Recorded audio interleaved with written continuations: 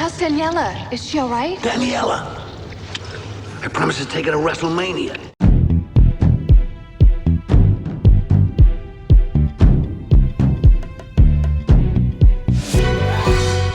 Hello and but I need a better hello for that. Hello. Oh, that's really... That was quite Mrs. Doubtfire. And welcome to our first ever Nugger You film review. Awesome, boss. This is your host, your boy, Jay Hunter, joined as ever by the Bar Master V1. What is the story, Jay? As thanks for people pledging at the highest level at Nugger You, I've offered to review any film they want, and we're going to kick it off with our buddy Chris Murphy's choice, Super Mario Brothers from 1993. Oh God, what have we gotten ourselves in for?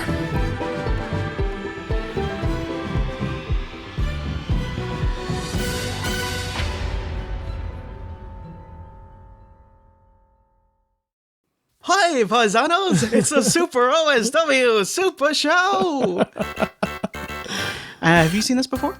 Yes, saw it once when I was a child. It was okay. Quite looking forward to going back and watching it. I've never seen it. I was 10 when it came out. I just heard, wow, it's a pile of shite.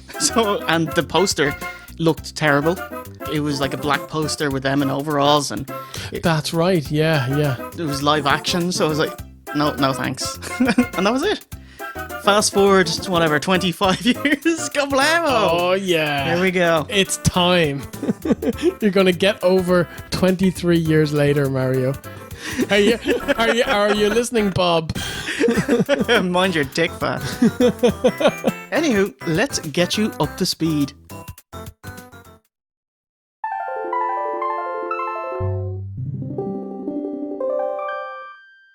Super Mario Brothers, an adaptation of the video game franchise as a whole. Why was it made? Money. Murder! Nintendo were printing cash at this point, but I traded all for a little more. Stepping into the mainstream seemed a logical choice as a new avenue to potentially make millions more. Just to give you a timeline, the 80s had Super Mario 1-3, 1990 was Super Mario World for the SNES, 1992 was Super Mario Kart, and this film came out in 93, which is the same year as Super Mario All-Stars. Oh, right, okay. This is the peak.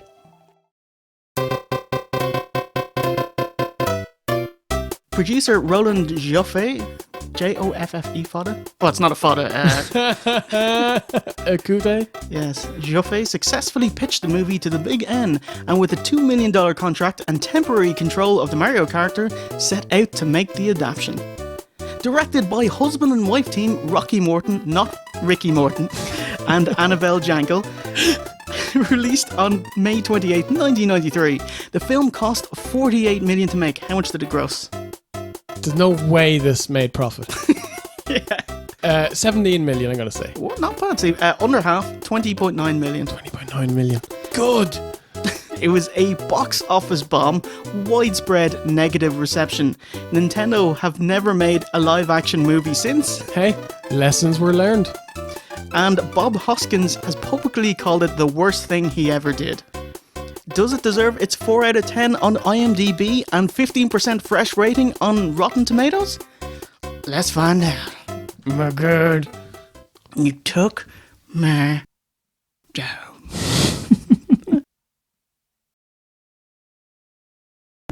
Looks kinda peaceful.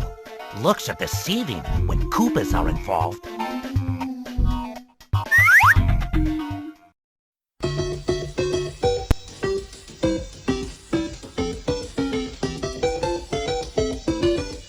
Kick off with the iconic Mario Overworld theme and dinosaur story time straight out of the Philips CDI. Oh, it was hilarious. Look at the definition here. Honestly, this is probably the most faithful bit to the video games. Although it's not faithful to real life, pretty certain the meteor didn't land in Brooklyn. Isn't that like Mexico? That's like Jesus being American. It's like the jumpsuit. It's like, nah, come on, buddy. Mario and Luigi are two plumbers down on their luck. Mario is played by Bob Hoskins, which I thought a perfect casting choice. Yeah, he looks like Mario would look if he was real. Actually, Tom Hanks asked to play Mario and he was turned down. Yeah, you, mate, can have Luigi. Yeah, that's exactly it. Yeah. You're tall and thin. I was like, you know who could be Mario? Frank. Frank from Oh Always my Sunny. God, yes. You tell my whore wife she can save herself. Just start pulling out guns, pointing it at people. Oh, and John Leguizamo of The Happening fame is his younger brother Luigi. Which is actually correct. In the video games, he's younger, but only slightly. But in here, he's like 20 years younger. Yeah. Hoskins was 51 when this came out, and Leguizamo was 29. Okay, wow, he looks good for 29. The casting does make sense for a younger female love interest. The archaeology student, Daisy. Daisy, not Peach. Not Peach, yeah.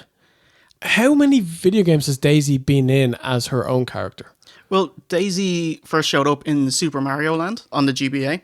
Oh, okay. But she's like the B player. Do you know what I mean? Like, she's not the main event, you know? So it is odd that they chose her. Because in Donkey Kong, Mario's girlfriend is Pauline, right? That's very good. Yeah, yeah. Okay. Gets Man, around. he is. Yeah, he's a fucking man tramp. He is a player. A player. Player one. For Daisy, they did get her tomboy character down, which is like her gimmick, but she should have orange hair, not blonde. Oh, what's she up to? Much like the plumbers, she's getting a squeeze from Mafia-esque Scarpelli to wrap up this impromptu dinosaur archaeological dig ASAP. Oh, yeah, you know those, that Mafia family that are integral to the plot of the Mario games. She needs to make a call to get more security for her dig, and by chance meets and befriends the Mario brothers and new love interest Luigi.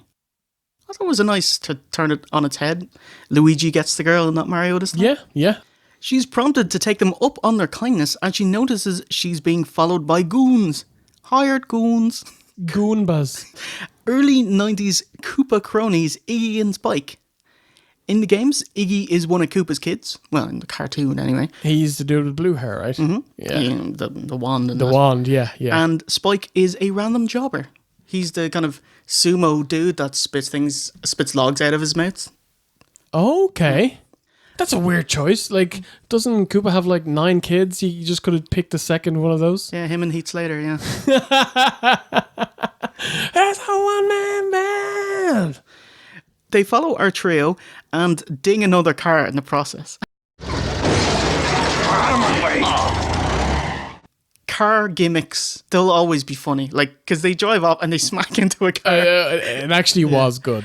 Mario and Luigi, they drive a real piece of shit van, like, and it breaks down. I think it's hilarious. It will never not be funny. Their double Mario date goes well, and Daisy takes Luigi to the dig site, where Scarpelli's goons try to flood it. I actually liked how, they were like, oh my God, this place is flooding. Luigi, you're a plumber, fix it. And he's like, I know what to do. And then flash forward to the next scene, Mario, I need your help. That was great. I love that, because that's his job. And it comes in useful. It's such straightforward booking, and it works.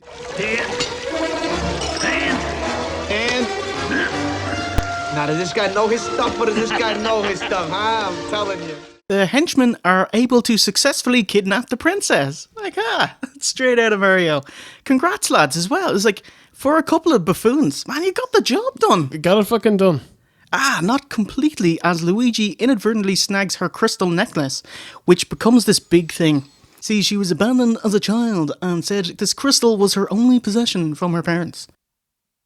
The Mario brothers follow them through a dimensional portal and green screen their way to Koopa Station, an alternate dimension similar to Manhattan, ruled by the evil King Koopa, aka Dennis Hopper. It's so weird that this is live action. Why would you choose like a totalitarian dystopian future as your set? Why is this in Blade Runner? Yes. This is very much not the Mushroom Kingdom, which is bright and colourful and lovely, and kind of felt like, here's a movie that's being made, let's try and stick a license on it and get a couple of extra quid. Oh, good stuff, Steve. The director explained he was unhappy with it as well. It's because they built their set off the first script they have, which was more centric to Mario and Luigi and their like complex family dynamic. 3 weeks to go, studio execs bust in and say, hey, completely rewrite it for a kids movie. Oh my God. And we're like, we've already built the sets. Ah, shit. This is like Raw. Poor guys. So, like, basically, this film was fucked before it even had a chance to get off the ground. Yeah. Koopa himself is a human with spiky hair, which is, I thought, really lame. But it's not even spiky. It's like gelled cornrows or something. Like, it's just horrible looking. Old white man in gelled cornrows. Yeah, yeah. But to be fair, they actually work it into the plot why they're humans. Bowser, well, he's never called Bowser, is Mr. Exposition. His job is doling out the plot. The crystal is a meteorite shard that can merge their dimension with Earth's, which they sorely need as his kingdom is a small block of buildings overrun by criminals. They need food and supplies. You know, which is, well, fair enough, you know. So, you know, you're not exactly a heel yet. And they kind of drill it in that, like, we need water, you know, between Toad singing and a couple of people talking about it. Koopa's new thing is de-evolving pesky troublemakers, turning them into obedient Goombas. They're shown as these kind of animatronic lizards with tiny heads. They're actually kind of cute, but they're not Goombas. Isn't a Goomba like a little walking mushroom? Yeah, I was like, I think they look horrific. Also, these Goombas, they're absolutely useless, so like, stop making them. Yes, yeah. Lost, our heroes are suckered in and robbed by a sweet old lady, but a Rubenesque large black woman in red spikes helps them, but also steals the crystal and double jumps away. Oh, this double jump. Oh my God. And it's just like she's completely straight and it's like she's just being dragged up by wires. Just the state of it. It's fucking awful. She's the live action version of Big Bertha. Yes. Yeah. The sea monster. Yeah. In the underwater levels. The big red thing with a big mouth. Like. Yeah. I actually thought at first that she was the bird that fires out the eggs. Oh, the transgender one, yeah. Yes, yeah. But no, so she's the big giant fish. Yeah. There were actually a couple of cool references when Mario first lands in this other Earth. There's Thwomp, there's Bob-ombs, there's like a tattoo parlor called Hammer Bros. Oh, nice. I'll tell you what's not a cool reference. They also meet a busker who is arrested for singing an anti-Koopa song, and the cops bust the plumbers as well. This busker, that's supposed to be Toad. What the fuck? Would it have been too hard to go out and get a fucking dwarf? Like, don't just shave a spiral into his head. Like, could you not shave a couple of bleeding patches in his head and that would at least make it look like a fucking toad? Just have him wear a hat. His favourite hat is a polka dot hat, you know? Gary Spivey of the Psychic Network. Wow. He could have been Toadstool, dude. Toadstool? What are you doing here? Name? Mario. Last name? Mario. Okay, what's your name? Luigi. Luigi? No, Luigi Mario. One of the most memorable moments of the movie, the lads get booked and must state their full names. They're the Mario brothers because it's Mario and Luigi Mario. This is like finding out what the J in Homer J. Simpson stands for. Yes, yeah. How did Nintendo let this scene happen? I'm sure they asked them and they thought it was funny, like, you know. Really? Yeah. Oh, your big American penis. It's so dinosauric. Kept in nibbler cages, our heroes meet Bowser, who, holy shit, tries to Oberyn Martell the location of the crystal. Yeah. They escape with help of a mysterious and ubiquitous fungus. Our heroes steal a cop car, which is a skill acquired thanks to Luigi playing video games all day. Oh, that's very nice. Yeah, I kind of like that. Then we get like an escape chase scene. Koopa's security guards, they have guns that shoot fireballs. These lizards have you shoot those fireballs out of your mouth, buddy. Yeah, How dare yeah. you have guns? That's like Batman going around, yeehaw, brr, brr, you know? Lizards shouldn't have fireball guns. For their constant boobery, Koopa's goons, Iggy and Spike, are put into the de-evolve chair, but do the opposite, accelerating their evolution a smidge, making them hyper-intelligent. How do they show that they're intelligent? 3-syllable words. I was going to say peculiar. It's like, that's wrong. Marmalade. They put crayons up their nose. With Daisy locked up in Koopa's tower, which is the quintessential Mario storyline, awesome, the brothers make a mutually beneficial deal with the goons to help each other, find the crystal and help the princess. They have turned babyface really quickly. So that's what happens when you make people smart and they realise, oh man, this Koopa guy's a cunt. And also, there's a scene where he's talking to Daisy up in the tower. There's a horrible rapey vibe off this guy. Big banger rape. It's Big really nasty, eyes, isn't it? Like, as he's leaving, he turns around and tells her, like, I'm going to be back to rape you later. Like, not in the... That's a paraphrase. But that's what he was planning anyway. They go to Big Bertha's club and Mario puts the moves on her to steal the pendant. I kind of like that. I thought it was cool. However, I have a massive gripe here. Right, everyone knows Mario wears red, Luigi wears green. For this entire movie, Mario was wearing like a fucking brown beige getup, and Luigi's wearing a red hoodie. So they're getting ready for like to go to this club, and I'm like, oh, this is it. Mario's gonna have like a fucking dapper red suit. Luigi's gonna have a green suit. No, Luigi wears fucking red. Mario wears yellow. Who booked this?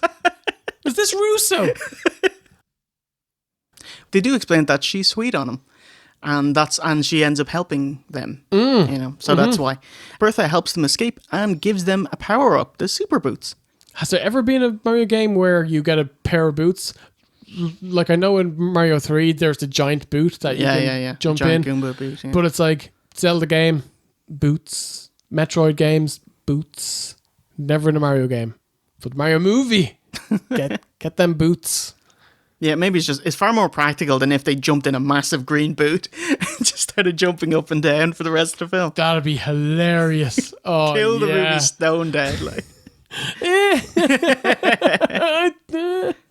Maybe not. Ooh, Koopa's right-hand woman, Lena, has the crystal. And that's good enough for Iggy and Spike, so they help the Mario brothers with Peach. With Daisy, excuse me. Good man. I thought the woman playing Lena here, she has a thing where when she comes in, she has like an evil face where she inhales and lengthens out her neck. And it's like, oh, that's a bit lizardy, actually. You know? Could you imagine the casting session they'd have? Listen, I'm going to pick whoever looks the most lizardy. And it's like, hooray, I got the part. Hey, I'm unattractive.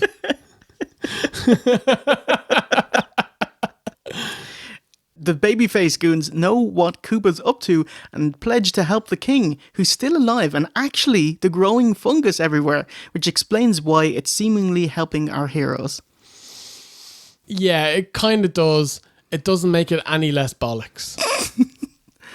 Finding their Act 3 clothes, service jumpsuits like their video game counterparts. So, it must be time for our main event.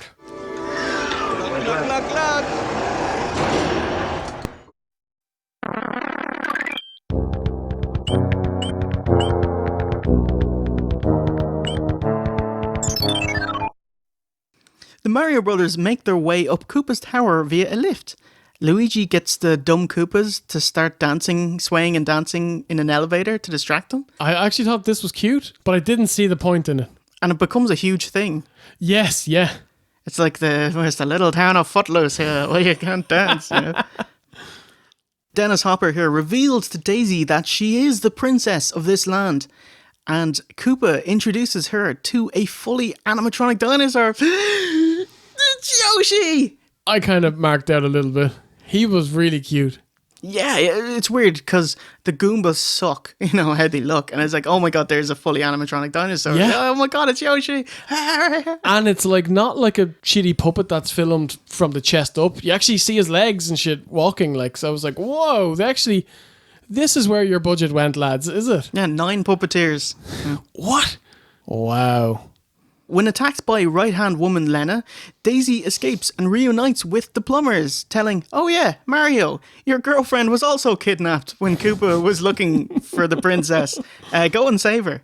And then we get the line of the movie, where he's like, I promised to take her to WrestleMania. Oh, I completely marked out. I loved it. Absolutely loved it. 1993. This is WrestleMania 9. Oh, Caesar's parking lot.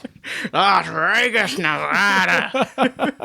What a show to go to. It would have been amazing if, after the movie, if they could have showed the two of them at WrestleMania booing Hulk Hogan at the end. That would have been the best thing ever. Taking out the one guard was easy enough. When they escape, one female extra, you know, the guard is down on the ground, head down. She just wallops him in the face anyway. Jesus Christ. And Mario leads the other kidnapped girls to safety by Nana's toothbrush. It was great. And the song they used during this scene is Joe fucking Satriani, Speed of Light.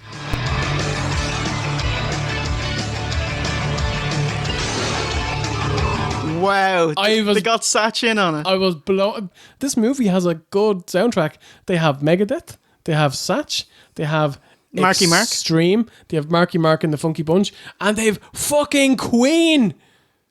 Like one of the greatest bands of all time. Wow, good job, guys. Yeah. So when Mario was going up to save Daisy, he should have saved the other girls first, and then they'd be like, oh, Mario, princess is in another castle. Awesome. Yes. One would think that this is obvious, you know? They bobsled on a mattress in a massive snowy pipe. They actually drop a spanner to trip up the guards in tow, which I felt very Super Mario Kart, you know? Yes, yeah. Mario and the ladies cool runnings to safety out into the streets. I was waiting for a cool runnings. But King Koopa's waiting for them as it's time. Sir, your pizza's here. Not now. Koopa has the crystal and transports to the real world, where his only crime is de-evolving Scarpelli into a monkey, which gets a big baby face pop. One gripe, he said that humans come from monkeys. First of all, it's chimps. And second of all, no, we don't. We didn't evolve from them. We share a common ancestor. So, anyway, listen, mate. Get it right. What about the crystal? Lizard girl Lena decides to replace the crystal herself into the meteorite, but the power is too strong and it kills her. I marked out for Luigi's line here, because she gets blown into, basically becomes a fossil on the stone. I guess she made an impression. Hey! Jaw drops open. I thought it was amazing. It was good. It was good. It was like the skeleton actually laughed. You know? It was amazing. Great booking there. Koopa and Mario get materialized back into the other dimension, and it takes the World Trade Center with it. Oh my god. Holy shit. Foreshadowing again. Boo, the heel turn. Oh my god. Bowser gets knocked into a makeshift personal airship, just like the end of Super Mario Bros. 3. Nice. So that's what they were going for. And Mario basically just taunts him for about 20 minutes. It goes on for ages. There's a fucking bit where like Mario is climbing up the back of it and Koopa is just like looking over the front.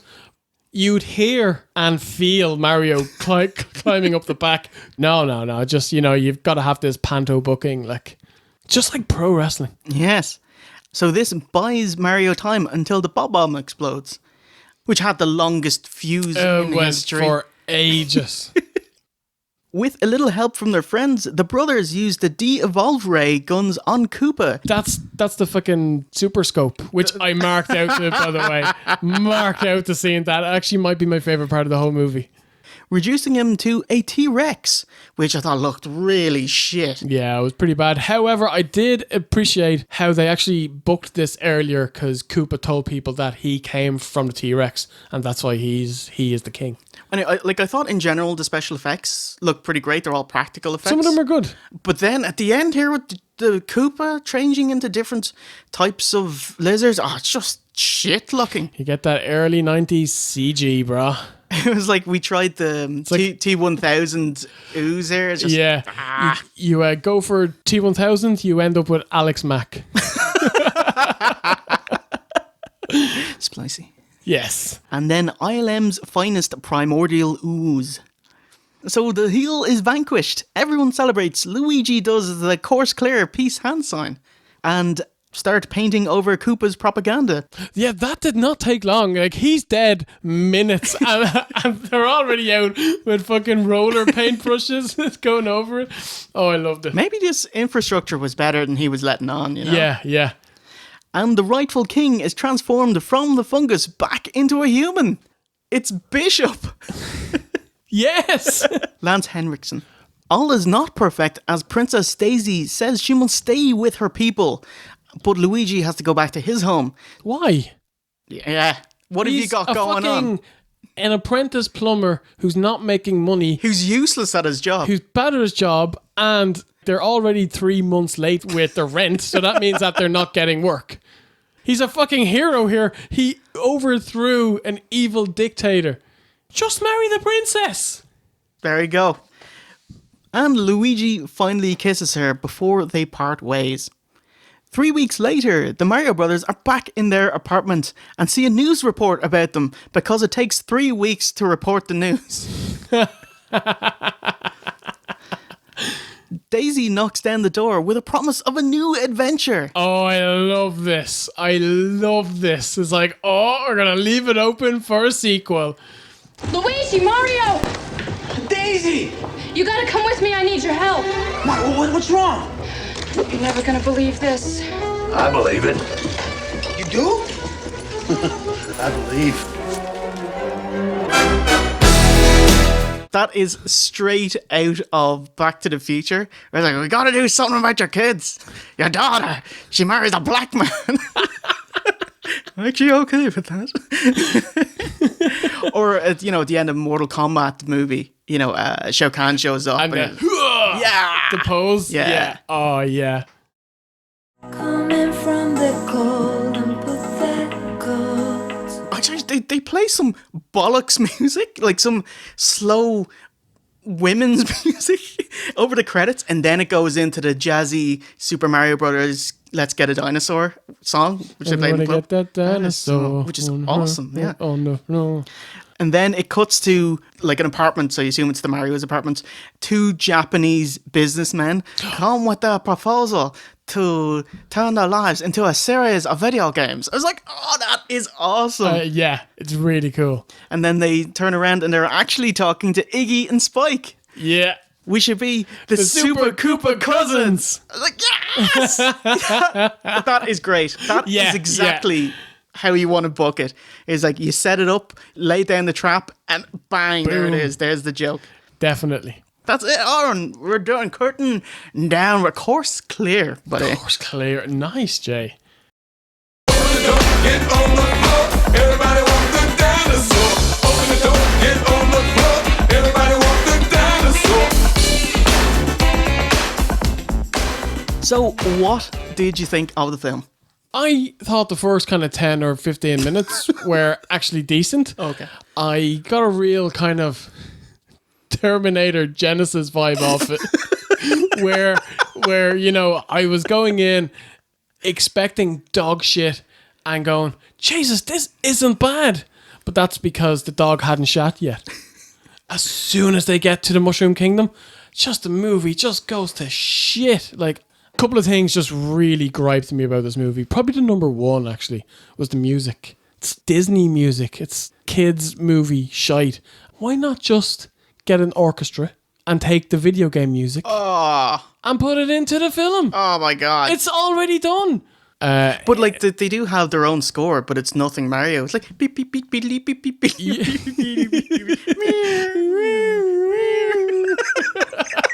Like it's not Mario. No. Yeah.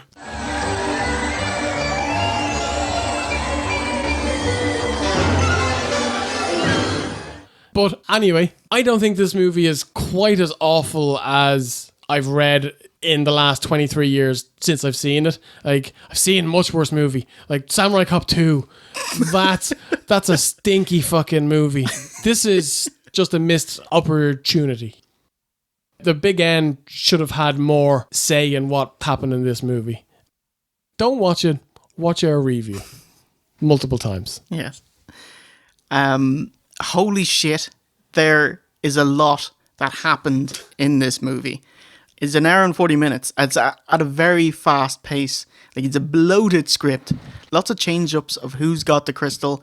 Family life lessons of needing the tools for the job and always having your tools. A brimming of 90s dude. They have a hand gesture. Like, that's straight out of No Holds Barred would rip in his hand gesture, you know? Even if it's weird that it's live action, I do like all of the Mario references. Thought it was odd that the Marios just happen on this adventure by chance, as opposed to destiny, which you see a lot, like Harry Potter, he's the boy that lived, or Luke Skywalker, he's actually the son of the greatest Jedi in the universe, you know? Oh, the narrator was Dan Castellaneta, Homer Simpson.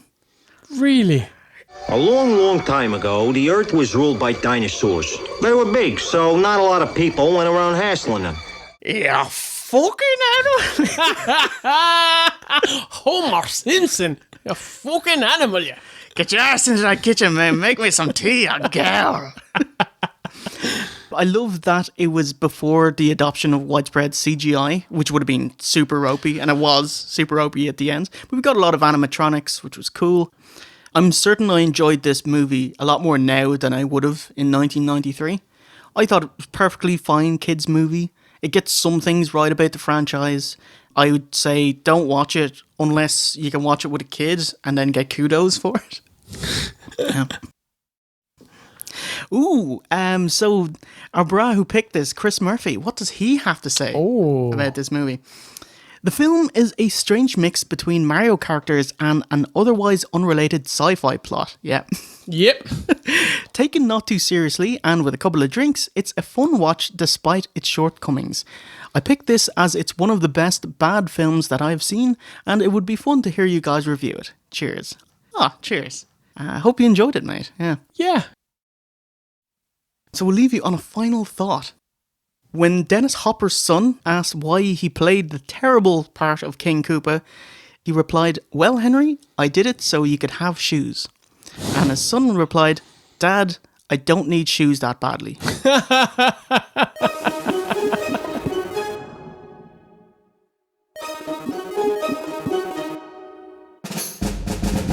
Super Mario Brothers. In the pocket. In the books. Out of sight.